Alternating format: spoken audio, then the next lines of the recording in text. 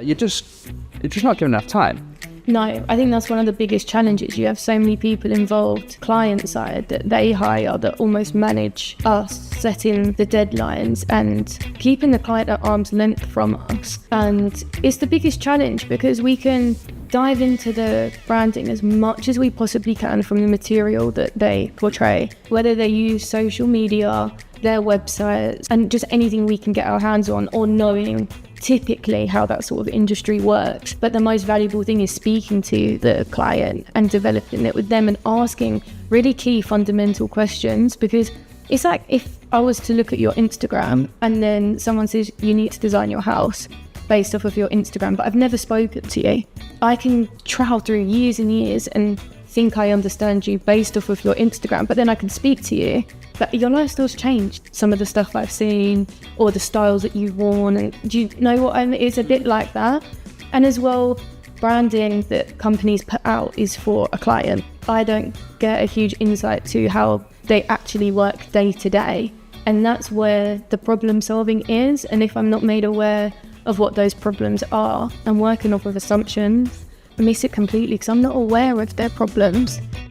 Welcome to Space by Stanton's. Today I'm chatting to Abby Reynolds, project designer at Modus. Recently-ish, isn't it? Yeah, quite recently. I'm about 4 months in.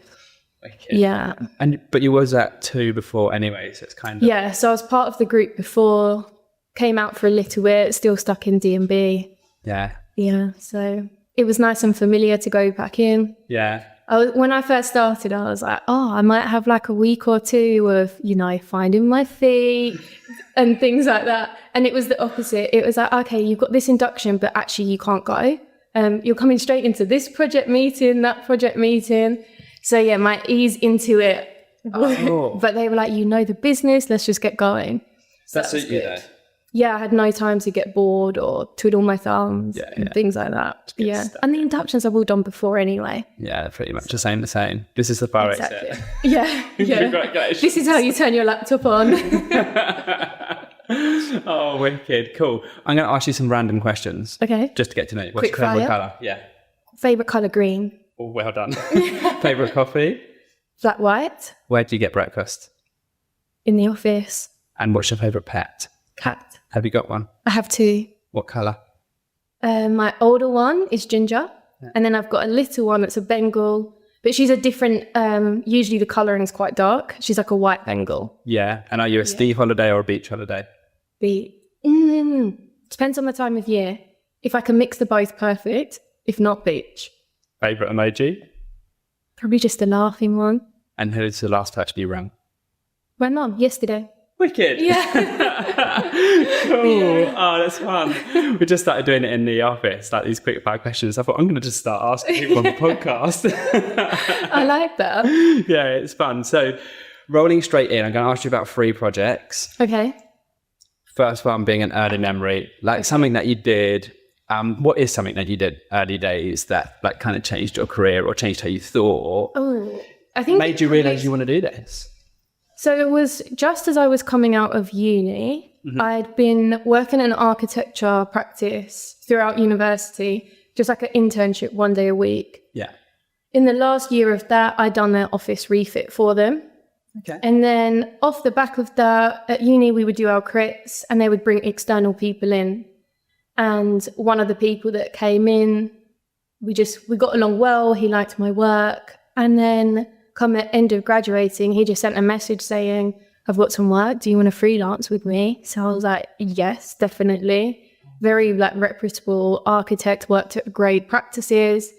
And then we done some workplace design strategies together. Mm-hmm. And I learned so much from him off of his background, albeit he'd only done one workplace project. It was a 4-year-long one, huge client. Oh, wow. And they'd really gone into the intricacies of materiality, collaboration, effective spaces, and like a whole new working concept. Can you say the client?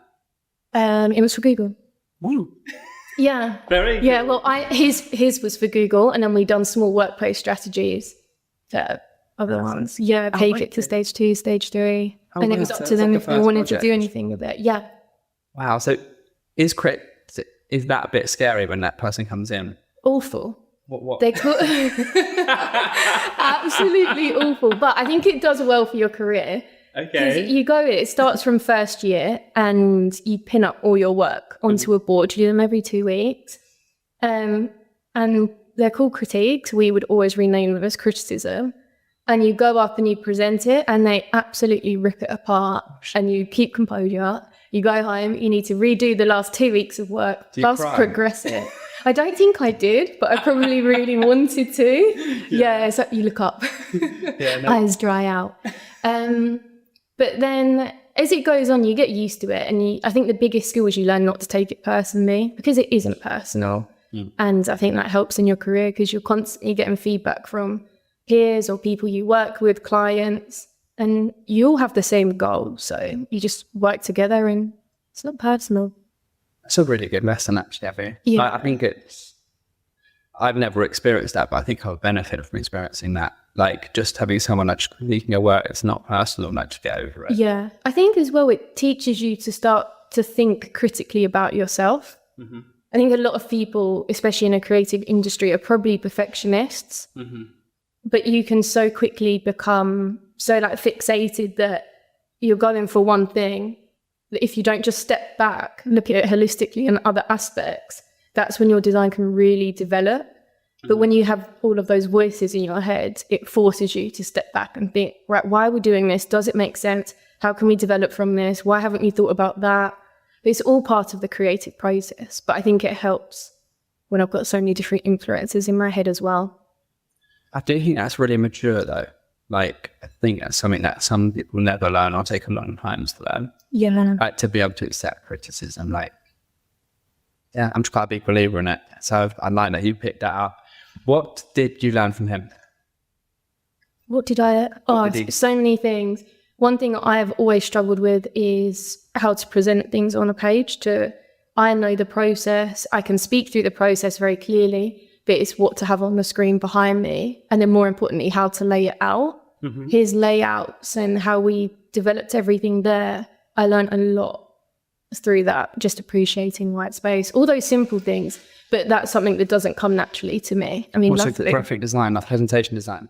yeah, but we have graphic designers, so I don't have to worry too much about that now. But I still think about it a lot. Yeah, I know that's an area that I've struggled with. Yeah, that was one really big thing. Just telling the story, leading the client through the story, and knowing that although we do it day in and day out, you're often presenting to people that don't.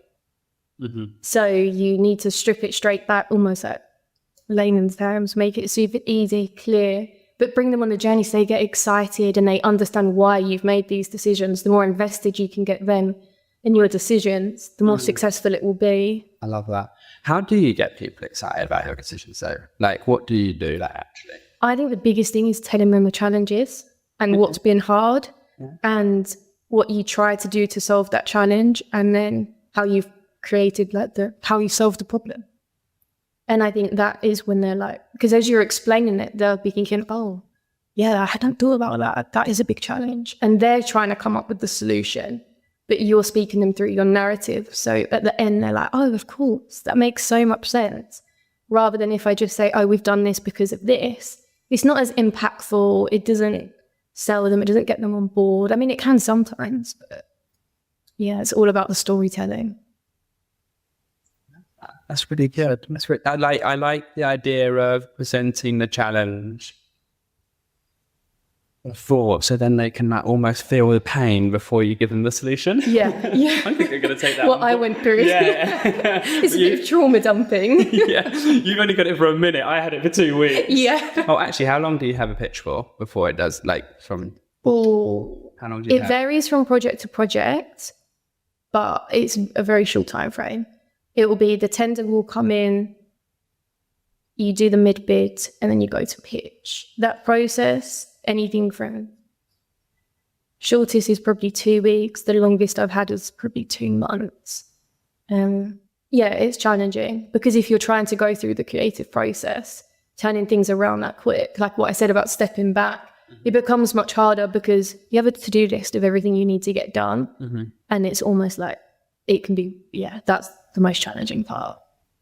One day, quite soon, probably, you're going to be a design director. Got manifest, haven't you? Put it out in the Hire me.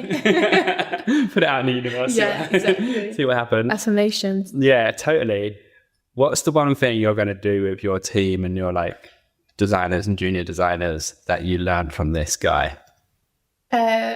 Study research papers, definitely. Okay. I think creative thinking, you can learn so much from someone else's research, new ideas, and you can absorb it how you want to.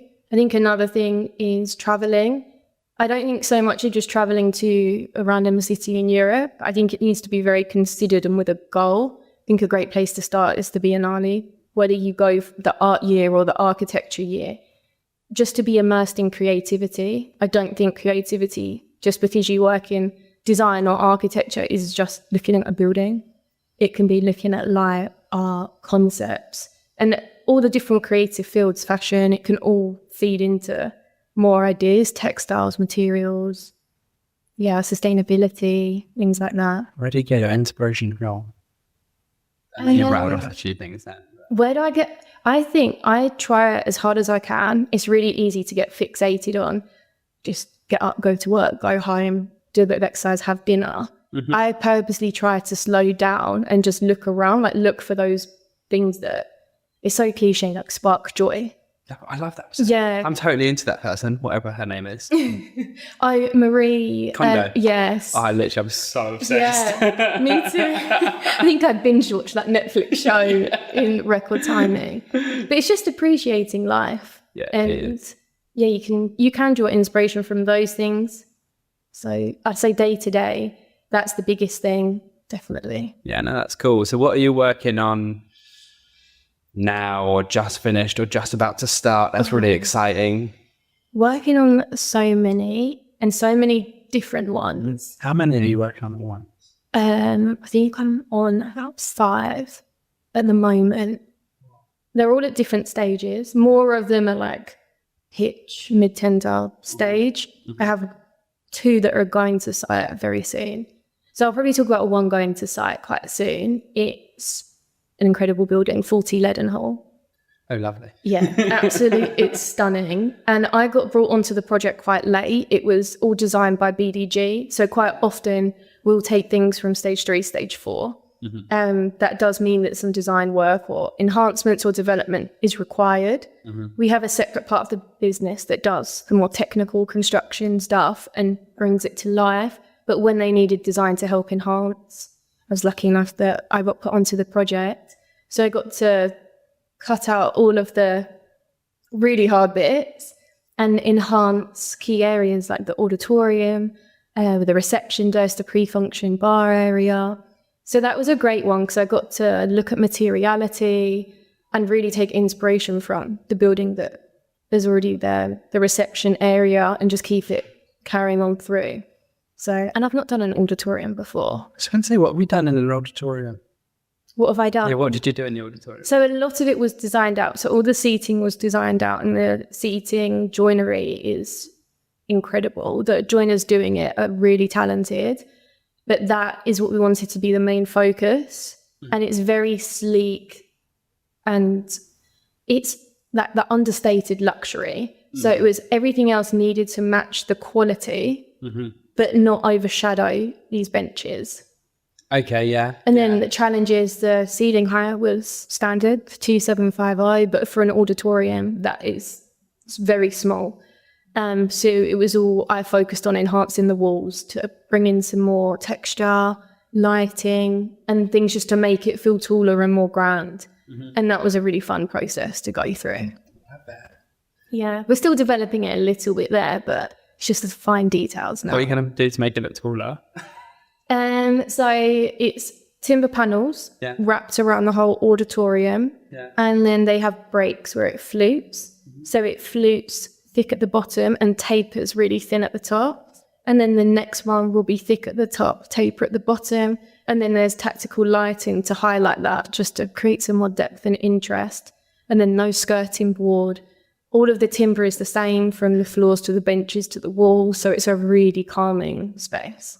I'd like to see it. Yeah, it's going to look good. Yeah, it looks great fully lit. And then in presentation mode, when it's just the walls lit up, that looks, yeah. And you've got the vertical lines. That Yes, yeah. So that helps obviously make it feel longer. And grand. Yeah. Sounds amazing. Yeah. And what did you do in reception? Reception, the actual form of the desk was decided and the shape. It was changing the materiality. So at the back we had like a concrete curtain almost. Mm-hmm. And it was complementing that. All of the timber panels in that area are black ash. Mm-hmm. And it was really, the desk spec was white stone with a curve. White stone with a curve is an incredible amount of waste, hard to manufacture, and environmentally probably doesn't sit right with a lot of people and even the client as well. Mm-hmm. So we just changed out the materiality. We've brought through the black timber, done just a black stone top, but it's very sleek. They're going to just work off iPads. So in terms of all the bits that people don't love, with like power, it's got minimal, or it's actually got no power to the reception desk. There's just a credenza behind. It's all hidden power. So it's very sleek, and it's almost like that whole project is, you know, when you open a product from Apple, it's like that. It's really like darker. Yeah, but darker, elevated, easy, very clean, very sophisticated. Yeah, that's a nice one. Yeah, that's quite a cool thing, isn't it? If this project was a product, what would it be? It would be like the Vision Pros, like that. And yeah, so what's the weirdest material you work with? Weirdest material I've worked with?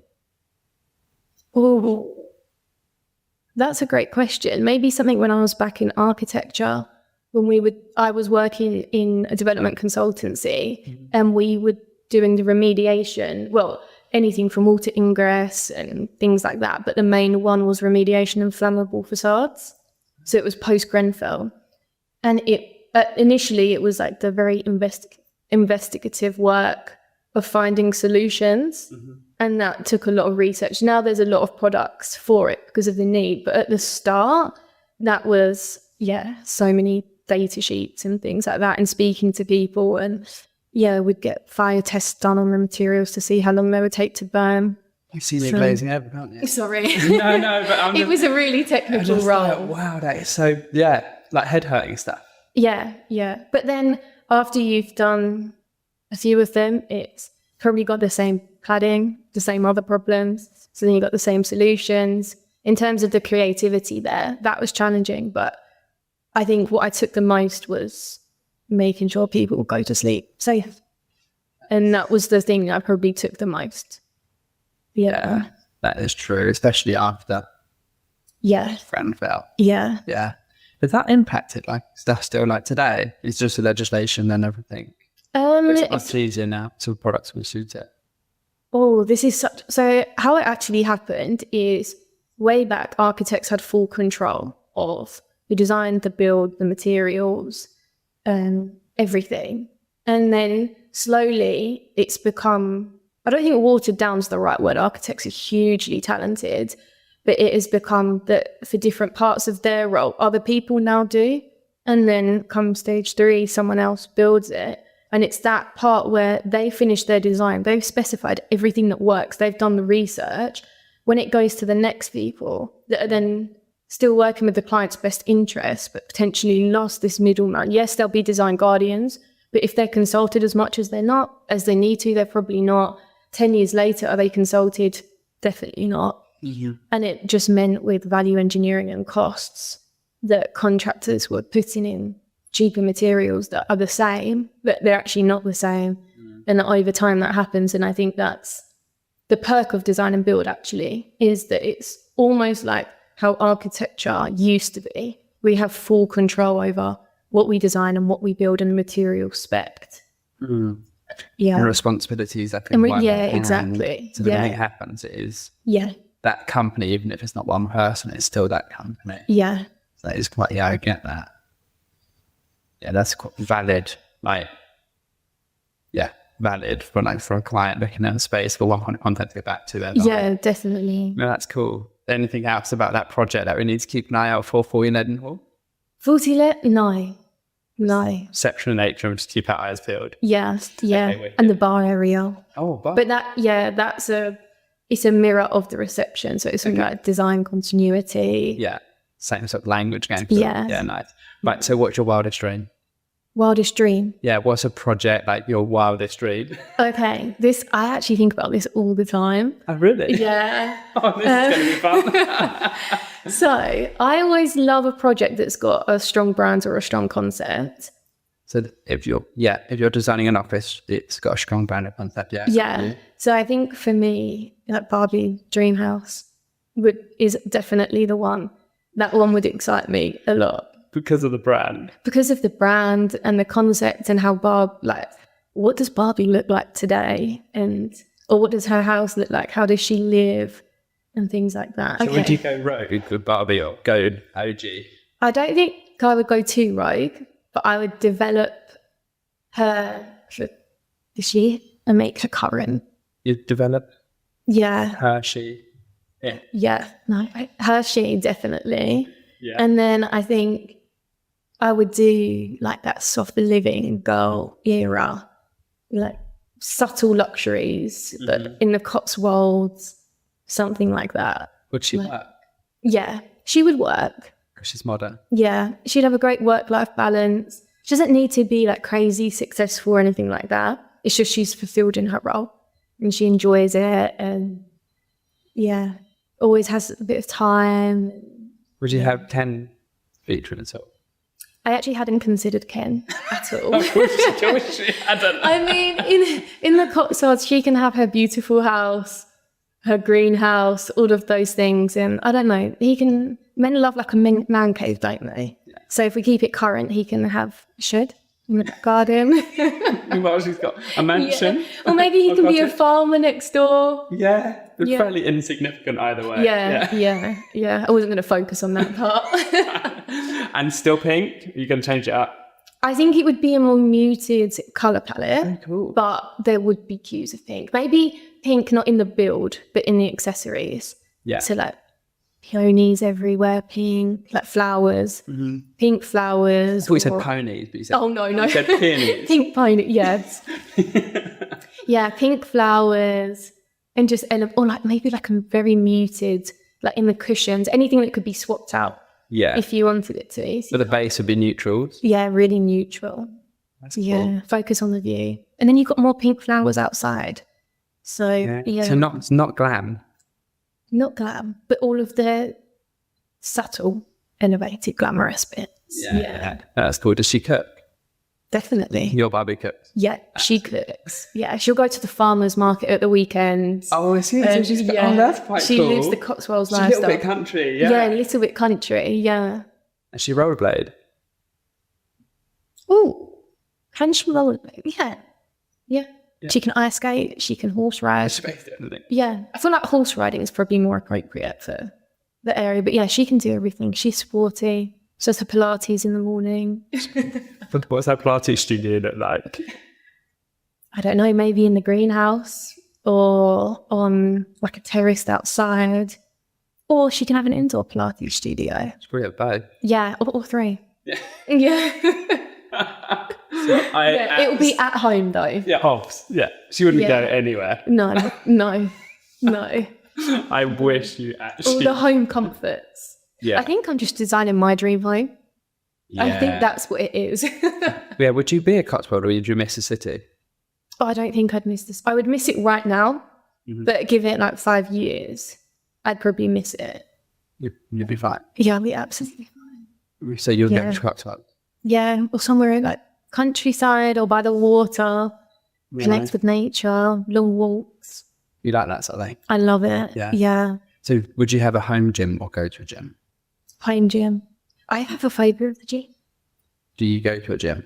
I do. So there's one in my building, but it's very small. Yeah. But if there's more than 2-3 people in there, I'm like, yeah, no, I'm going out. But it's not the people that intimidate me. It's the machines. Okay. So what machines do you... Dumbbells, exclusively. Well, it's fact. Why I'm asking these questions is actually because I can't go to a gym. Yeah. I just have this, I can like smell ego and I can like feel ego, and it makes me very uncomfortable. Yeah, So I have it all at home. I like that. And I'm actually just getting boxing training at the moment. And so I have to go to a gym to get boxing training. And and I just feel so like a fish out of water. Yeah. Something about a gym. I think you're meant, like people tell me, you're just meant to just walk in there, knock it, do your thing, get in, get out. But I don't feel that. I feel like I worry about like what I'm wearing or how I look when I'm doing the exercises, if I'm doing it wrong, if people more experienced are looking at me. I just can't lose that feeling. So no, when I do go, it's like big baggy hoodie, hat, headphones, like I'm unrecognizable. That's an idea. Yeah. Just that really wear like a duvet. I was like, yeah. yeah, fair enough. So you mostly would gym at home? Yeah, but I would run just so I'm not at the gym and then finish up with like a quick 20-minute workout. Yeah. Fair enough. Oh, well, that's cool though. Yeah. It's funny. Have you been to Gym Box? No. It's like a really different. Is it scary? we're getting totally off. That's okay. But it's cool. It's their branding, I think, that scares me. 'Cause it's very really? industrial with the neon lights outside. There's one at our office that I see and I'm like, Well, they're saying is working out should be like going out. That's their saying. Mm-hmm. And so it's actually like going to a club. okay. And so they have like DJs and like, That's quite cool. And so, yeah, it is actually really cool. Yeah. It is really, really cool. I just can't get away from like all these people that are like 6 times the size of me. And I'm just like, oh, like, I think if it's darker and bright lights, that would help. The only thing I'd be like, this music is great, but I'm drinking my water. Like, I now want to go get a gin and tonic. I've done my workout. Now I want to go out, have a quick shower, and do anyone want to go grab a drink? At 6 a.m., 7 a.m. Oh, God. Oh, I couldn't start my day like that. Oh, you can't? That would be, no, it'd have to be much slower. So you work out at the end of the day? Yeah, yoga or Pilates, something more peaceful. Oh, okay. No, I'm literally heavy in the morning. But could you do like a rave that early? I don't know. I don't go partying that early, but I go to the gym that early. But like a gym rave? Is that what it's like? No. Well, I do it in my garage. That's true. But yeah, I do it first thing. I wake up and just trot downstairs into the gym. No, I'm evening. I used to swim competitively. And that was, the training was 5:30 till 7:30 every morning. I used to train like 8 times a week, twice on a Wednesday. And to jump in a freezing cold pool at 5:30 for my whole childhood, I'm just, no. I don't want to work out early. Definitely not. Oh, fair enough. To be honest, I do think I'm quite unusual working out early, but then just like I say, going to Gym Box for boxing training, I'd see a lot of people there early. I'm like, wow. I think it does set you up for the day. Yeah, it's quite cool. Yeah, I think that's one strong benefit. And then it's done as well. You don't have to think about it when you get home. Yeah, exactly. Yeah, I'm too tired when I get home. Would you want to be a design director ever? I've asked you that. Yeah, I think I see my career developing in so many different ways. Yeah. I know at heart I'm a creative. Yeah. So I think as long as I'm always learning creatively, I don't think it necessarily needs to be learning creatively on the software, but like creative concepts or like it could still be, I would love interiors, definitely, but like fashion or photography, just anything that makes me feel like creative and solving a problem, anything aesthetic. Have you done photography then? No, nothing more than typical, really. Yeah. But fashion I love. So, yeah. Is the industry a bit rubbish though?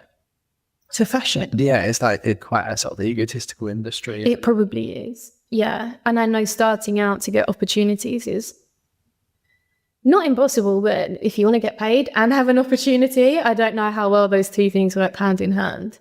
I think it's the same for interiors though. When you're starting out, you think, how on earth do I even get into this?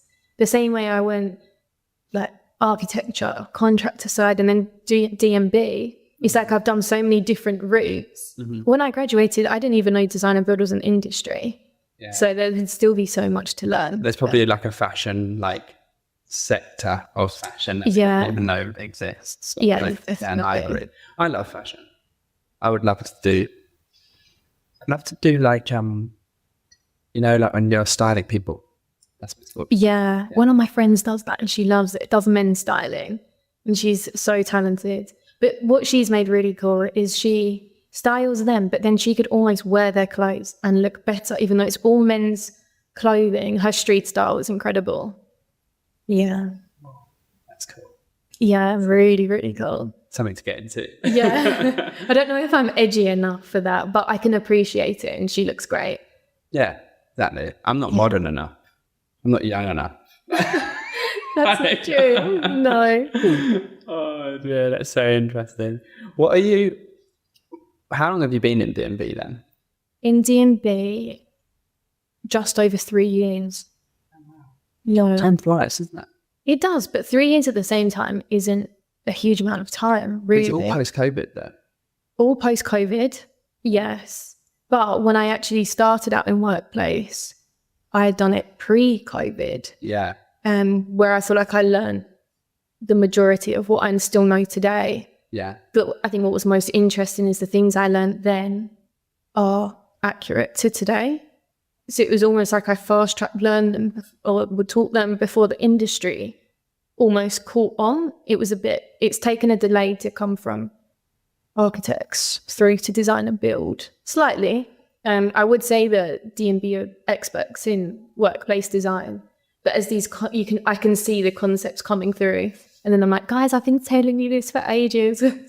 Because you've been in D&B. Yeah. Yeah. But then as well, through D&B, I've gone to 3 different design and build practices. 2 are under the same umbrella.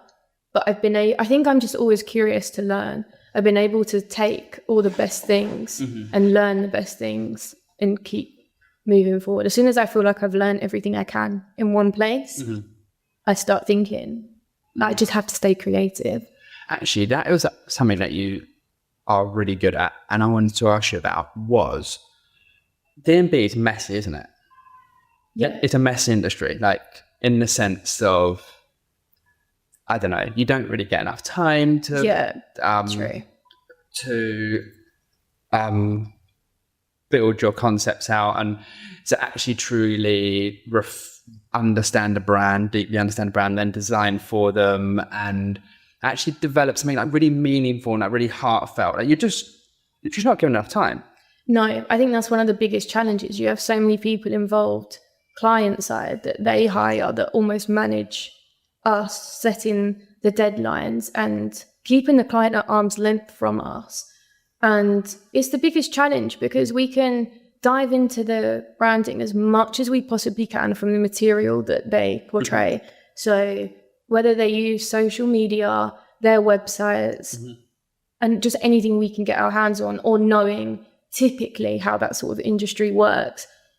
But the most valuable thing is speaking to the client and developing it with them and asking really key fundamental questions, because it's like if I was to look at your Instagram and then someone says, I need to design your house based off of your Instagram, but I've never spoken to you.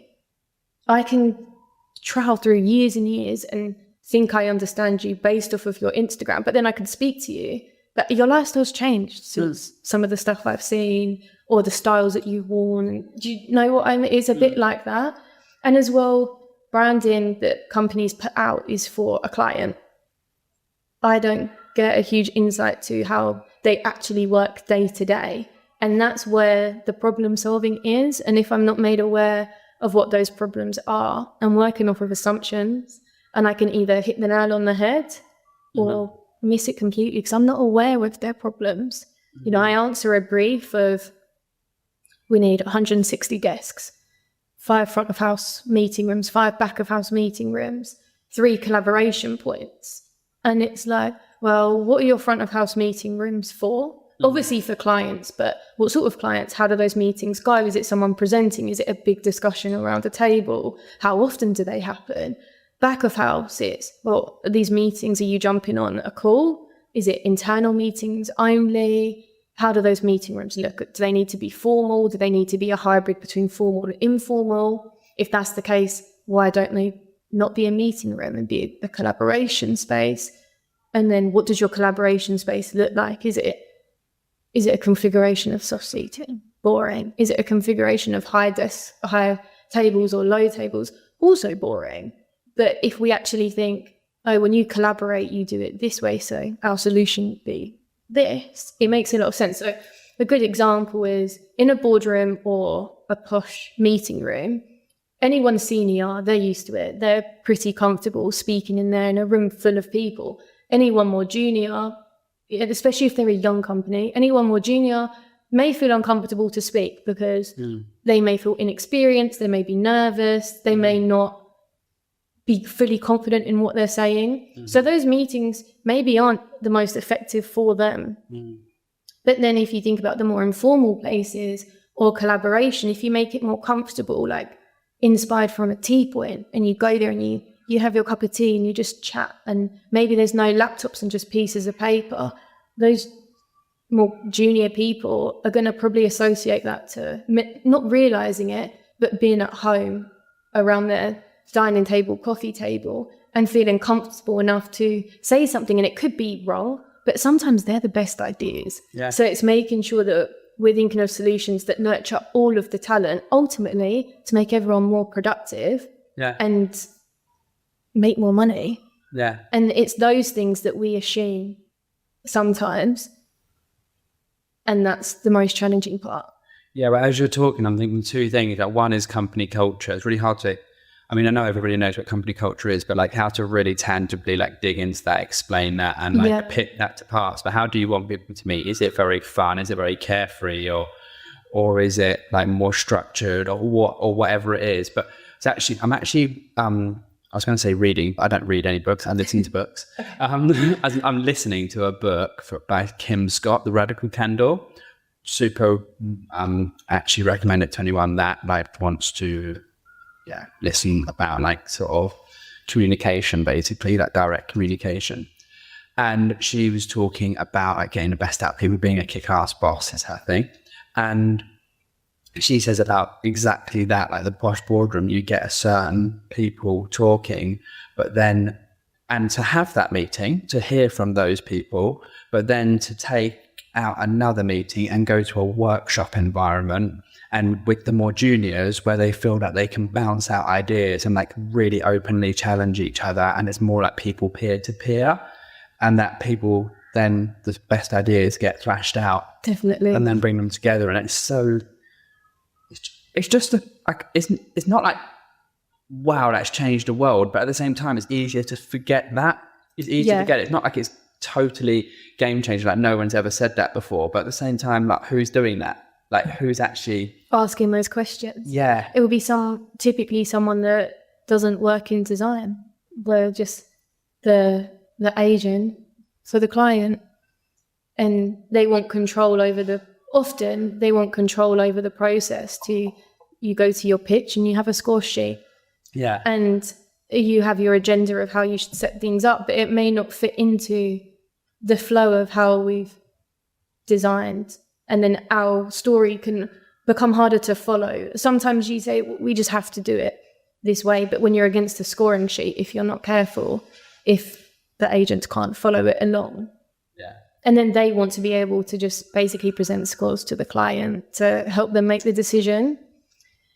But yeah, that's the biggest thing. We constantly need to challenge the agents to give us more client time. And often it will come with a bit of a disclaimer of whatever you ask, we're going to let everyone else know that's pitching for the job. And it's like, great. Like, okay, this information has come from us. The client will probably know it's come from us from the mid-bid. And if we're a step ahead, or if they do the same thing and we then get more information as well, it helps everyone out that's trying to pitch and win the job. At the end of the day, I really hope everyone pitching on projects genuinely wants to create the best office for the client. I do think, though, that it should be weighted to the people that are asking the questions, because if someone can't be bothered or hasn't thought to ask the question, I'm a bit worried about them. Do you know what I mean? Yeah. So if you're going in there and you're like, I want more time, I need to know this, I need to know that, I need to know the third thing. Okay, share the information, like yes or no, like fair enough. I don't know what I think about that, but really that's your information because you bothered to find out. It's our design integrity as well. Yeah. Like if we're sharing our plans or all of our concepts, Yeah. And you as a designer have been bothered to think about that. So it's kind of like you should almost have one up. And it's part of the process, and it's how you should win a pitch.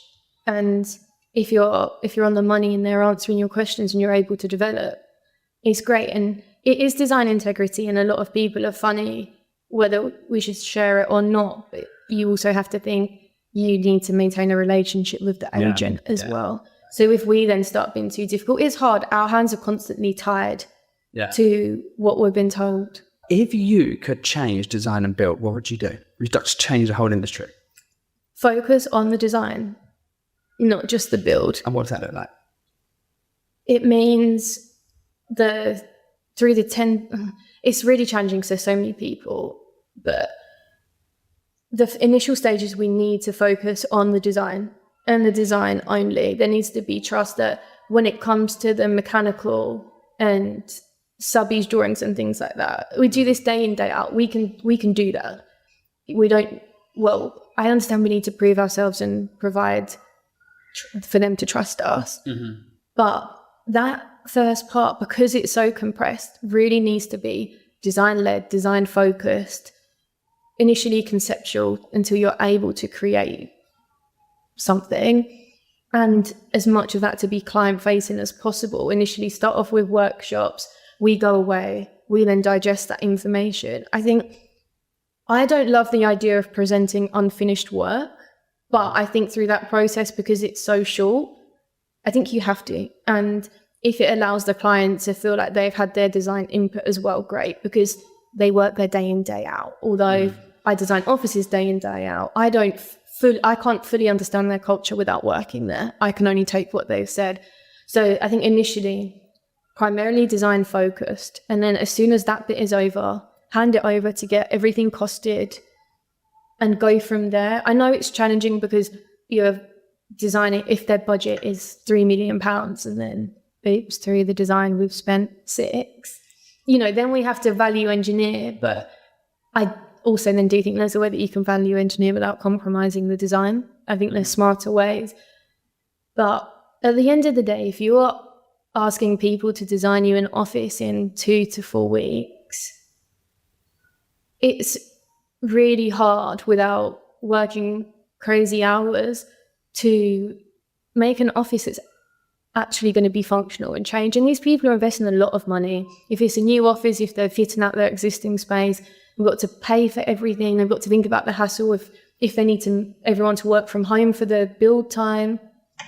So I think it's a shame that clients don't necessarily always appreciate, or maybe they're advised that this is normal. But I think the design stage, if it can't be made longer, it needs to be design focused, not have all the other parties involved in the mix. Key decision makers so that things can move forward, design workshops, and then get it costed, not a constant battle. So you say you're having to work really long hours when you're on a pitch. At what sort of time would you be getting home? I think it varies on how many projects you're on, the company that you work at, the resources that you have, or the biggest one is the design challenges that you personally face. I always call it like I'm gone space plan blind. And it's where I've looked at this one space plan for so long that I can't see any other options, or I can't see my mistakes. And it's almost like I need to switch off for a bit and come back to it. And then I go in the next day and I think, why did I do that? And it's because I've gone spaceman blind. So sometimes it's a personal thing of just the creative journey you personally need to go on. But the real answer, long hours, definitely long hours. Yeah, if you're working on a pitch, you're going to be pulling some shifts. And how long should the design process be in the ideal world? Ideal world. Yeah. I know probably you're going to say project by project basis, but if just a rule of thumb. I think, oh my God, 3 months would be incredible. The only risk is before you've won a project, you're working unpaid. So in terms of companies in D&B, why would they want to do that? That's 3 months unpaid work. But if there could be more of that high, I don't know how it would work financially, because there's no way the client is going to be paying 3 different D&B companies to design it out for that long. But I think 3 months we could provide some really effective solutions and do some real research, not just on the brand, but other concepts and ideas of what a workspace should look like. And yeah, that would be great. So maybe like if the client chose the company they're going with based on case studies and brand.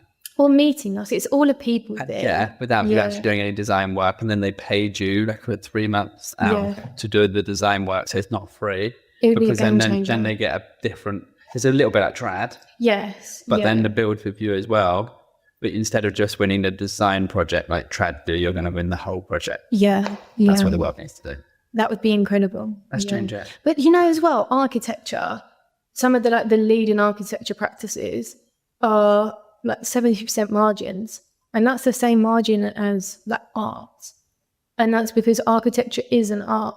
Mm-hmm. Why in design and build should our art as a designer be different or feel cheap because it's not come at a cost? There's design fees once you win, but it's never going to cover the actual, design would be working at a loss. Do you think there needs to almost be like a brand in design and build like there is in architecture though? Because like Gensler, there is like Gensler or Zaha Hadid. Like, it's just like you want them regardless of what they cost. If that's what you want, that's where you go. It's kind of if you want an iPhone, I'm really sorry, but like Samsung don't sell iPhones. It just is what it is and you pay what you pay. Do D&B need that? I think that would be an absolute game changer. Although it's a big market, it's also a very small market. Most of the people that work at one have worked at others, and people tend to jump from one to the other. So I think in terms of ideas and experience, there's not that like what's next, and everyone almost feels too nervous to do something brand-wise of their own personal brand that is unique or out of water. I genuinely think once the first person creates that, all of the other D&B places will. It's just that first person to make the leap. And it's true, you can work with some huge clients, like real household names, and design and build will be screaming, we work with them.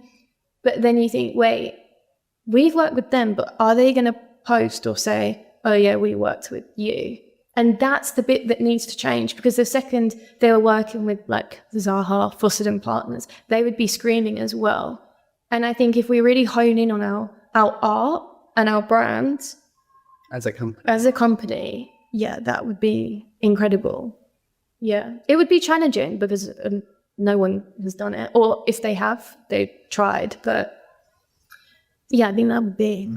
Yeah, I can see that almost. Like we value our employees so much. We hired X, Y, and Z design and build company to like manage our office. Yeah. Like we literally just think so much of our people, or our people do the best work so our clients get the best service. So we went with this brand. Like it's almost like we give people iPhones because we care about them, or we give people Macs because they're, it's like that same kind of mentality. Yeah. You're almost proud to do it, aren't you? You're not quiet about it. Yeah. And then from the get-go, you have the trust that, they're who they are, they're going to create a great product. It's not uncertainty. Yeah. Not a salesy. It's built of trust. That would be incredible. Yeah, no, that's wicked. But I'm going to wrap it up. I'm going to ask you a last question now. Okay, I'm excited. What is your... Sorry? I'm excited. Ready? What is a favourite book or podcast that you listen to that everyone should be listening to? Okay, I'm going to do podcast. Yeah. It's a new one, or new-ish. Yeah. Rochelle Humes just launched Ladies Who Launch. So it's women that have created, at the moment, incredible businesses. So Jo Malone's been on there, Connor Walker, House of CB. But now she's going to start doing podcasts with small businesses to see if she can connect people. And they're really interesting conversations, like an hour long each one. I just fit it in when I do my run. Okay. Yeah. I don't listen to podcasts. Really strange. I know. It's really strange, isn't it? But it's true. It just is what it is. Give one of those ones a listen. See what you think. Maybe I will. That's cool. I love businessy things. Yeah. Books and stuff. So yeah. Wicked. Well, thank you so much, Abby. You've been absolutely wicked. I've So loved it. interesting. Thank you. I'm quite excited to see the Barbie house come to pass. I might have to get it rendered up. Yeah. Leadenhall sounds amazing as well. So that's cool. I'd love to change the D&B world. That's totally a big gap waiting to happen for a brand to lead there. And yeah, amazing chat. Thank you very much. Thank you for having me. You're welcome.